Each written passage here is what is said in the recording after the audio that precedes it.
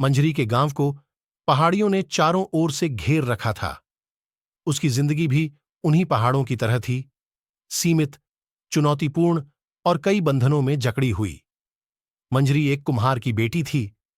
उसके दिन माटी के बर्तनों को गढ़ने और सुखाने में, गांव के झरने से पानी लाने में और शाम को बकरियों को चराने में ही गुजरते थे। लेकिन मंजरी की आंखों में चमक एक अलग कहानी सुनाती थी। उसकी आंखें पहाड़ों की चोटियों को पार करती थीं, दूर क्षितिज पर फैले आसमान को छूने का ख्वाब देखती थीं। मंजरी का सपना था पढ़ने का, बड़ी शिक्षा हासिल करने का। पहाड़ों के पीछे के शहर में एक बड़ा कॉलेज था, जिसकी तस्वीर मंजरी ने एक बार मेलार्थी के कैलेंडर में देखी थी। उसी पल उसने तय कर लिया था कि उसकी जिंदगी यहीं पहाड़ों के बीच कैद नहीं रहेगी। वह उस कॉलेज तक पहुंचेगी, पढ़ेगी और कुछ बनकर दिखाएगी। लेकिन मंजरी की राह कांटों से भरी थी। उसके माता पिता गरीब थे। उनका मानना था कि लड़कियों की जगह घर के कामों में है, पढ़ाई में नहीं।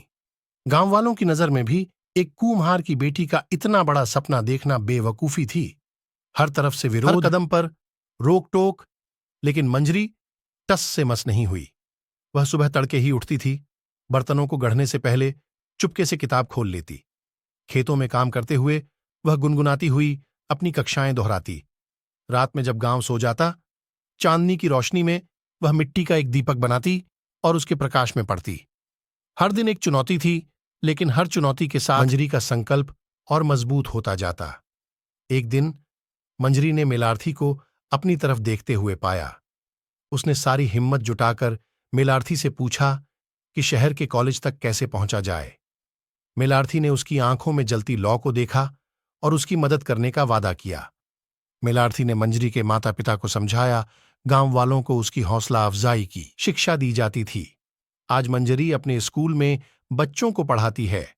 उसकी आंखों में अब वह बचपन की चमक नहीं है, बल्कि एक मजबूत आत्मविश्वास झलकता है। उसने पहाड़ों से भी ऊंचा सपना देखा था और उसे पूरा करके दिखाया था।